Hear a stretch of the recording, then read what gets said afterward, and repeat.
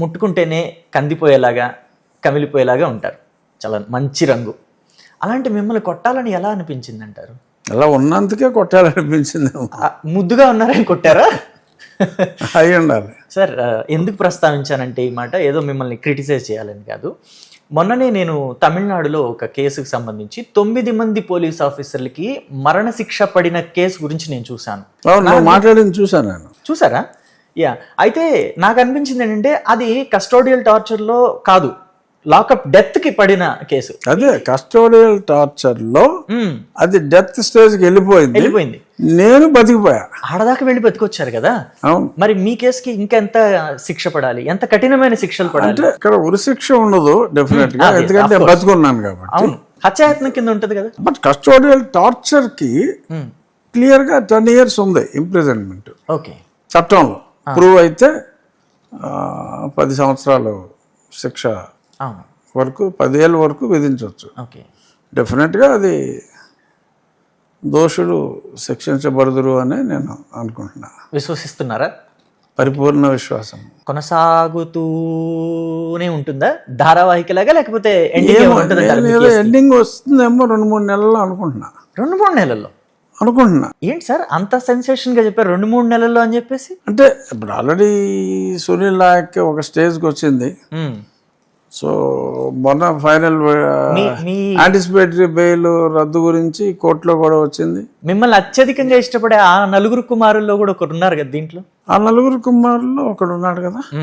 Yeah. మరి ఏంటి ఆయన ఎప్పుడు విచారణకి, ఆయన ఎప్పుడు మరి చెరసాలకి? ఒకసారి పిలిచారు విచారణకి, మళ్ళీ పిలుస్తారేమో ఎనీ మూమెంట్. ఓకే. గుమ్మడికాయ దొంగ ఎవడంటే భుజాలు తడుముకున్నట్టు ప్రతి దానికి వారి వారి అనుచర గణాలతో, ప్రమద గణాలతో, సో ఇలా రకరకాలుగా చంద్రబాబు నాయుడు గారు ఒక్క రఘురామకృష్ణరాజు అనే వ్యక్తి కోసం ఒక పెద్ద ఆర్మీ కలిగిన ఎయిమ్ అనే సంస్థ, కోట్లాది మంది ప్రజలున్న ఎయిమ్ అనే సంస్థ అధినేత అతన్ని టచ్ చేస్తే కోట్లాది ఓట్లు ఈ తెలుగుదేశానికి దూరం రాకుండా పోతాయి. మరి అటువంటి నిర్ణయం చంద్రబాబు నాయుడు గారు తీసుకుంటారని వీళ్ళే సోషల్ మీడియాలో అదే పనిగా రాస్తున్నారు. Okay sir.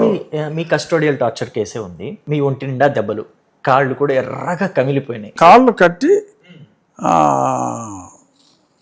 లాఠీతో, రబ్బర్ బెల్ట్తో కొట్టారు. చాలా తీవ్రంగా ఆల్మోస్ట్ 5 రౌండ్లు. ఒక్కో రౌండ్ 25 నుంచి 30 సార్లు అలాగా గ్యాప్ ఇచ్చి మధ్యలో కొంచెం నడిపించి 5 రౌండ్లు. అన్ని దెబ్బలు కొట్టిన తర్వాత ఒక డాక్టర్ ఆ దెబ్బల్ని చూస్తే ఎస్ ఇవి కొట్టిన దెబ్బలే అని చెప్తారు కదా. సామాన్యులమైన మాకు కూడా, డాక్టర్ చదవకపోయినా సామాన్యులమైన వాళ్ళకు కూడా, ఎవరికైనా సరే అవి దెబ్బలే కొట్టిన వల్లే వచ్చినాయి అని చెప్తారు కదా. కానీ ప్రభావతి గారు ఎందుకని ఇవి కొట్టిన వల్ల వచ్చినాయి కాదు, ఆయనకి ఏదో ప్రాబ్లం ఉంది, హెల్త్ ప్రాబ్లం?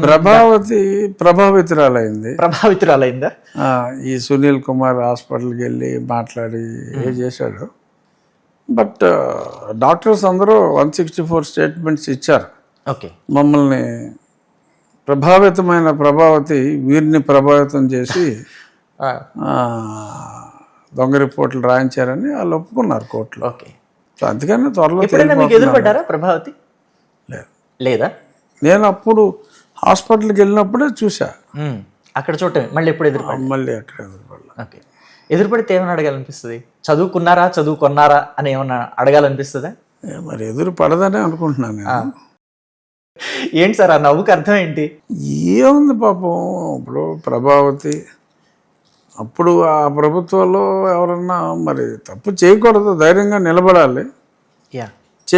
తప్పు చేయమని చెప్పినప్పుడు తప్పు చెయ్యకపోతే కూడా శిక్ష విధించేవారు అప్పుడు ప్రభుత్వంలో. మామూలుగా తప్పు చేసిన వారికి శిక్ష విధిస్తారు. వారు తప్పు చేయమన్నప్పుడు వారు చెప్పిన తప్పు చేయకపోయినా కూడా వారు శిక్షలు విధించేవారు. ఓకే. ఆ శిక్ష తప్పించుకోవటానికి మిమ్మల్ని బలి చేశారు. నన్ను బలి చేసింది. ఓకే. సో అయితే రాజు గారు చిన్న చిన్న పిత్తపరిగల్ని పడుతున్నారా, లేకపోతే సొరచాపని పట్టడానికి ఈ పిత్తపరిగల్ని ఎరవేస్తున్నారు అనుకోవచ్చా ఈ కేసు విషయంలో? నేను పెద్ద పిత్తపరికల జోలికి వెళ్ళను. ఓకే, అయితే వీళ్ళని టార్గెట్ చేసింది ఆ పెద్ద తలకాయ కోసమే అంటారా? వీళ్ళని టార్గెట్ చేసాం. ఐ మీన్ ఈ కేసు విషయంలో లేదు, కేసు ఇంట్రాగేషన్లో వీళ్ళందరిది అవసరం. They have to collect all the evidences and that go to the పెద్ద తలకాయ. చెస్లో కూడా సైనికులను చంపుకుంటానే చివరికి వెళ్తారు కదా. అవును, అలాగా ఖచ్చితంగా పడుతుందంటారా ఆ పెద్ద తల? ఏమో నాకెందుకనో నమ్మకం ఉంది. ఉందా? అంటే ఇన్నాళ్ళు కొంచెం డిలే అవుతూ వచ్చింది ఈ కేసు అని అంటే ఏదైనా ఇన్ఫ్లుయెన్స్ ఆ పెద్ద తలకాయ ఉపయోగించారనుకోవచ్చా? నాకే ఇబ్బంది రాదు, నేనంతా సెట్ చేసుకున్నానని అతను చాలా చోట్ల మాట్లాడాడు. మరి సెట్టింగ్ అంటే ఏంటో ఏం మాట్లాడుకున్నాడో నాకు తెలియదు. అతను ఆ మాటలో చాలా చోట్ల మాట్లాడాడు. ఓకే, సో అయితే ఈ క్రమంలో మిమ్మల్ని ఆ నలుగురు వెంటబడుతున్నారని ఇందాక కూడా అన్నాను. సో ఆ నలుగురు దగ్గరికి వద్దాం. నీలకుమారులు. యా, మొన్న కూడా మీరు ఒక ఇంటర్వ్యూ ఇచ్చిన తర్వాత నన్ను పట్టుకొని రఘురామకృష్ణంరాజు వాడు వీడన్నాడు, యూస్లెస్ ఫెలో అన్నాడు అని చెప్పేసి ఆయన తెగరుంజుకున్నారు. ముందు మీరు ఏ నీలకుమార్? అది విజయ్ కుమార్, మాజీ ఐఏఎస్ అధికారి. సో మొత్తానికి ఆయన చాలా ఇబ్బంది పడుతూ నాకు అన్ని ప్రైజ్లు వచ్చినాయి, నన్ను అంతమంది మెచ్చుకున్నారు, ప్రణబ్ ముఖర్జీ చేతుల మీదుగా కూడా నేను బహుమానాలు తీసుకున్నాను, నన్ను పట్టుకుని వాడు వీడని అంటున్నాడు ఆయన అని చెప్పేసి అన్నాడు. బాగా బాధపడినట్టుగా ఆయన వీడియోలో నాకు కనిపించింది. అయితే ముందు మొదలుపెట్టింది మీరా ఆయన? ఆ విజయ్ కుమార్ అనే అతను, నేను ఫిజికల్గా అతను ఎప్పుడు చూడలేదు, బట్ అతను చాలాసార్లు ఎప్పుడైతే మొన్న సుప్రీంకోర్టు 24వ తారీఖు మార్చి 24వ తారీఖు సుప్రీంకోర్టు తీర్పు వచ్చినప్పుడు నేను మాట్లాడటం జరిగిందో, యాక్చువల్గా నేను అదే పాయింట్ గత 6 సంవత్సరాల క్రితం కూడా చెప్పా. నా కాన్స్టిట్యున్సీలో నేను ఎమ్మెల్యే అయిన తర్వాత ఒక్క ఎస్సీ ఎస్టీ కేసు కూడా రిజిస్టర్ అవ్వలేదు.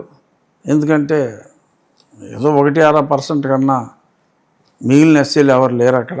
ఓకే, మిగిలిన హిందూ ధర్మం పాటించే ఎస్సీలు ఎవరో కూడా దొంగ కేసులు పెట్టరు. ఇవన్నీ ఫేక్ కేసులే, అట్రాసిటీ లేదు, పాడు లేదు, రివర్స్ అట్రాసిటీ. మొన్న నేను ఊరికి వెళ్తే నా ఊర్లో నన్ను గుడికి రావద్దని చెప్పి వాళ్ళు నా అనుచరుల్ని మేకులతోటి కొట్టి నేనేదో తురుటిలో ప్రమాదం తప్పించుకునే పరిస్థితి నాకుంటే అట్రాసిటీ వాళ్ళు ఇటు చేస్తున్నారా, వీళ్ళు అటు చేస్తున్నారా? అట్రాసిటీ, రివర్స్ అట్రాసిటీస్ జరుగుతున్నాయి. ఓకే, బట్ వాళ్ళు అట్రాసిటీ కేసులు పెడుతున్నారు.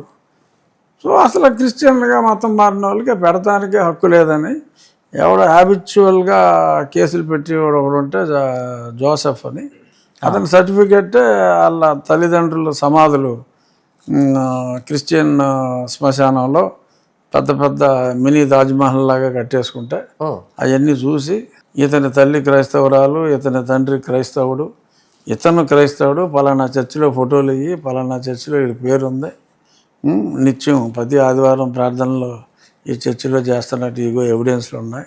ఓకే, ఇవన్నీ కూడా చూపెట్టిన తర్వాత అతని సర్టిఫికెట్ రద్దు చేసాం. అప్పటికి సుప్రీంకోర్టు తీర్పు ఏం రాలా, అప్పుడే చేసాం. 1-3 మాసాలు అవుతుంది అతని సర్టిఫికెట్.